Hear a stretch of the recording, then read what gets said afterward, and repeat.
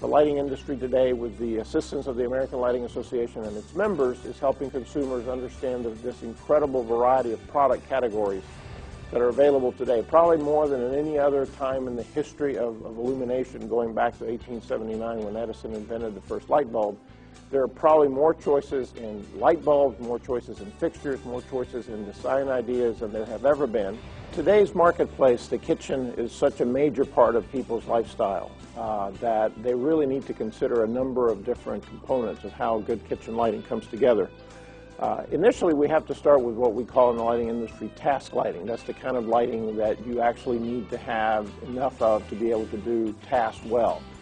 The way to start out thinking about that is to use what we call under cabinet lighting, which is a very simple product category that goes underneath of the wall cabinets. Under cabinet lighting is ideal because it's immediately next to where you need it.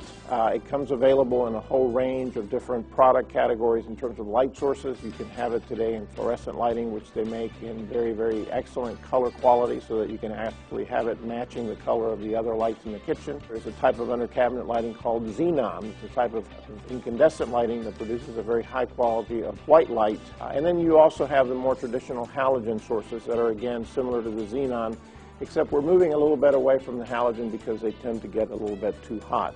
Another type of task lighting would be recessed lighting. The task lighting with recessed downlighting is ideally done with a type of halogen lamp called the PAR lamp. It is a great source of light to put good task lighting on the countertop from distances even as high as 10 or 12 feet. Recessed lighting ideally is put in a perimeter around the kitchen, usually about 30 inches away from the wall.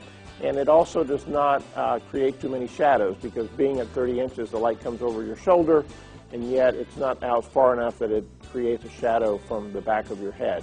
In addition to the under cabinet and to the recessed lighting, a third layer would be putting some type of decorative fixture in the center of the space. Interestingly, these can be as elaborate as I've seen crystal chandeliers in kitchens. Another light source that would be considered as part of that same layer would be pendants, which are single fixtures that usually are done in multiple, so you might have 2 or 3 of these. The pendants are nice because they come in a whole range of varied colors. There are lots of glass pendants today that have tremendously interesting characteristics in terms of textures, patterns, and so forth. And they can match almost any decor that a person would typically be looking for. A fourth layer would be what we call specialty lighting. This is similar to the under cabinet. They can be in the kind of the same category of products, but these are fixtures that are typically placed above the cabinet. You can put a line of this linear type of fixture that actually will create a glow of light above the cabinet.